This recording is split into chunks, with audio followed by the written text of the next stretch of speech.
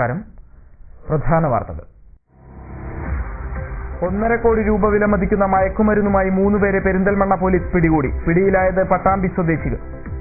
കോൺഗ്രസിന് മലപ്പുറം ജില്ലയിൽ 2ാം സ്ഥാനത്താകാൻ കാരണം കോൺഗ്രസിന്റെ പ്രവർത്തനമാന്ദ്യമാണെന്ന് Malappuram DCC secretary V. Baburaj. Muslim ലീഗിനെതിരെ മഹിളാ കോൺഗ്രസ് അവതരിപ്പിച്ച പ്രമേയത്തെ ആത്മാർത്ഥതയോടെയാണ് കാണുന്നതെന്നും ബാബുരാജ്.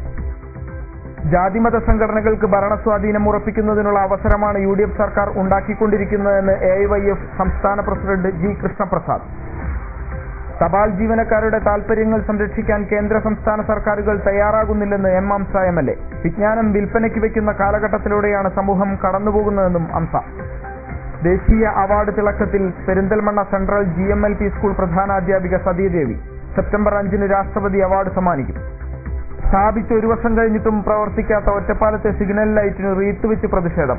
1ാം വാർഷികത്തിൽ റീത്ത് വെച്ച് പ്രതിഷേധിച്ചത് യൂത്ത് കോൺഗ്രസ്. വാർത്തകൾ വിശദമായി.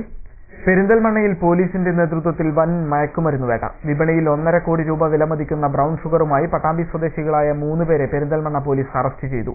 അയൽ സംസ്ഥാനങ്ങളിൽ നിന്നും കേരളത്തിലേക്ക് മയക്കുമരുന്ന് കൊണ്ടുവരുന്ന കണ്ണികളിൽപ്പെട്ട പ്രതികളാണ് അറസ്റ്റിലായത്. വിദേശ വിപണിയിൽ 1.5 കോടി രൂപ വിലമതിക്കുന്ന ഹെറോയിൻ മയക്കുമരുന്ന് വിഭാഗത്തിൽപ്പെട്ട 1 കിലോ വരുന്ന ബ്രൗൺ ഷുഗറാണ് പട്ടാമ്പി സ്വദേശികളായ 3 പേരിൽ നിന്നും പെരിന്തൽമണ്ണ പോലീസ് പിടികൂടിയത്. പട്ടാമ്പി സ്വദേശി തെരുവകത്ത് വീട്ടിൽ ശംസുദ്ദീൻ, ഓങ്ങല്ലൂർ കള്ളാടിപ്പറ്റ സ്വദേശി മഞ്ഞളിങ്ങൽ ഉമ്മർ, പട്ടാമ്പി ലിബർട്ടി സ്ട്രീറ്റ് പുളിക്കൽ കുഞ്ഞിമരക്കാർ എന്നിവരുടെ പക്കൽ നിന്നാണ് ബ്രൗൺ ഷുഗർ പിടിച്ചത്. Perinthalmanna DYSP KP Vijayakumar, narcotic cell DYSP MP Mohanachandran, circle inspector Jaleel തോട്ടത്തിൽ, സബ് ഇൻസ്പെക്ടർ മനോജ് പറയട്ട എന്നിവരും സ്പെഷ്യൽ സ്ക്വാഡിലെ അന്വേഷണ ഉദ്യോഗസ്ഥരും ചേർന്ന് വിൽപ്പനക്കാരും ഇടനിലക്കാരുമായി വേഷപ്രച്ഛന്നരായി നടത്തിയ നീക്കത്തിൽ പ്രതികൾ പിടിയിലാവുകയായിരുന്നു. പെരിന്തൽമണ്ണ മാനത്തുമംഗലം ബൈപ്പാസ് റോഡിൽ ആളൊഴിഞ്ഞ സ്ഥലത്തു നിന്നാണ് പ്രതികളെ പിടികൂടിയത്. മയക്കുമരുന്നിന്റെ വിൽപ്പനയും ഉപയോഗവും മലപ്പുറം ജില്ലയിൽ കൂടിവരുന്ന സാഹചര്യത്തിൽ പോലീസ് നടത്തിയ അന്വേഷണത്തിൽ ജില്ലയിലേക്ക് മയക്കുമരുന്ന് കടത്തുന്ന സംഘം പോലീസിന്റെ ശ്രദ്ധയിൽപ്പെട്ടിരുന്നു. മയക്കുമരുന്ന് ഉപയോഗിക്കുന്നവരെ കണ്ടെത്തുകയും അവരിലൂടെ അന്വേഷണം നടത്തുകയും ചെയ്ത ശേഷം ലഭിച്ച വിവരങ്ങളുടെ അടിസ്ഥാനത്തിൽ നടത്തിയ നീക്കത്തിലാണ് പോലീസിന് സംഘത്തെ വലയിലാക്കാൻ സാധിച്ചത്.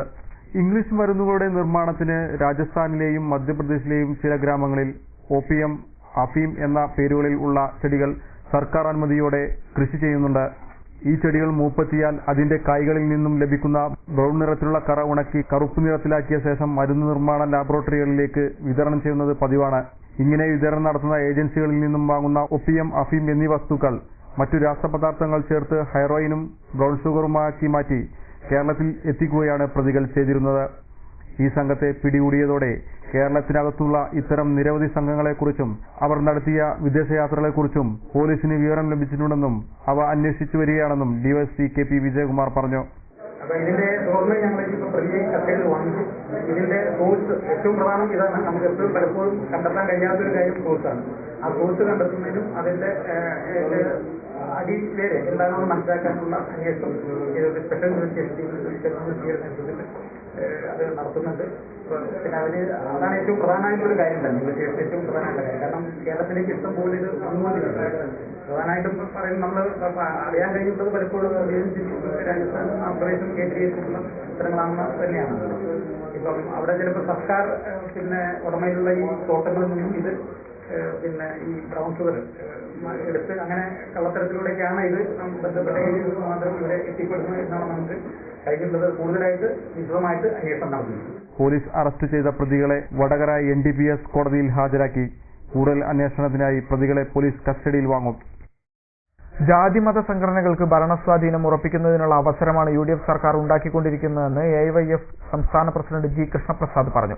UDF സർക്കാരിനകത്ത് മുസ്ലിം ലീഗ് ഉൾപ്പെടെയുള്ള രാഷ്ട്രീയ മത സംഘടനകൾ ഉണ്ടാക്കിയിട്ടുള്ള പ്രതിസന്ധി നിസ്സാരമായി കാണരുതെന്നും അദ്ദേഹം പറഞ്ഞു. AIYF മണ്ണാർക്കാട് മണ്ഡലം കൺവെൻഷൻ ഉദ്ഘാടനം ചെയ്ത് സംസാരിക്കുകയായിരുന്നു G. കൃഷ്ണപ്രസാദ്. വിദ്യാഭ്യാസ മേഖലയുടെ കാര്യത്തിൽ മാത്രമല്ല സമസ്ത മേഖലകളിലും ജാതിമത സംഘടനകളെ തൃപ്തിപ്പെടുത്തി തീരുമാനമെടുക്കേണ്ട അവസ്ഥയിലേക്കാണ് സർക്കാർ പോകുന്നത്. ഇതിന്റെ പേരിൽ നിയമസഭയിൽ മന്ത്രിമാർ തമ്മിലും മന്ത്രിമാരും മുഖ്യമന്ത്രിയും തമ്മിലും അഭിപ്രായ വ്യത്യാസങ്ങൾ ഉണ്ടാവുന്നു. ഈ പ്രവണത ഉചിതമല്ലെന്നും അംഗീകരിക്കാനാവില്ലെന്നും G. കൃഷ്ണപ്രസാദ് പറഞ്ഞു. മുസ്ലിം ലീഗിന്റെ നേതാക്കന്മാർ ഉൾപ്പെടെയുള്ളവർ മാനേജിംഗ് ട്രസ്റ്റുകളും മാനേജ്മെന്റ് കമ്മിറ്റി അംഗങ്ങളുമായിട്ടുള്ള ഒന്നുകളാണ് ഇത്തരത്തിൽ എയ്ഡഡ് സ്കൂളുകളായി പ്രൊമോട്ട് ചെയ്യുവാൻ തീരുമാനിച്ചത്. കഴിഞ്ഞ 10 വർഷങ്ങൾക്കും ഉണ്ടാകും കേരളത്തിൽ 45 CBSE ICSE സ്കൂളുകൾക്ക് അംഗീകാരം നൽകുവാൻ ഗവൺമെന്റ് തീരുമാനിച്ചു. ആരുടെ കാര്യത്തിൽ പ്രവേശിക്കപ്പെടുന്ന ഒരു വ്യക്തിയാണ്. ഇപ്പോഴെന്താ ഈ 35 സ്കൂളുകൾക്ക് എയ്ഡഡ് പദവി നൽകുന്നതുമായി ബന്ധപ്പെട്ട് മുഖ്യമന്ത്രിയുടെ വാക്കിനെ വിശ്വസിക്കണമോ, വിദ്യാഭ്യാസ മന്ത്രിയുടെ വാക്കിനെ വിശ്വസിക്കണമോ എന്നുള്ള തരത്തിൽ മന്ത്രിസഭയിൽ തന്നെ അഭിപ്രായ ഭിന്നതകൾ ഉണ്ടാകുന്നു. ജനത്തെ കബളിപ്പിക്കപ്പെട്ടു. മണ്ഡലം പ്രസിഡന്റ് ഡി രവി അധ്യക്ഷത വഹിച്ചു.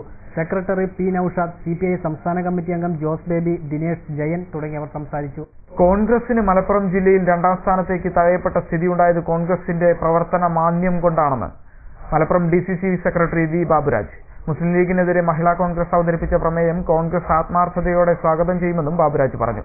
മഹിളാ കോൺഗ്രസ് പെരിന്തൽമണ്ണ നിയോജകമണ്ഡലം മേഘദിന പഠന ക്ലാസ് ഉദ്ഘാടനം ചെയ്ത് സംസാരിക്കുകയായിരുന്നു ബാബുരാജ്.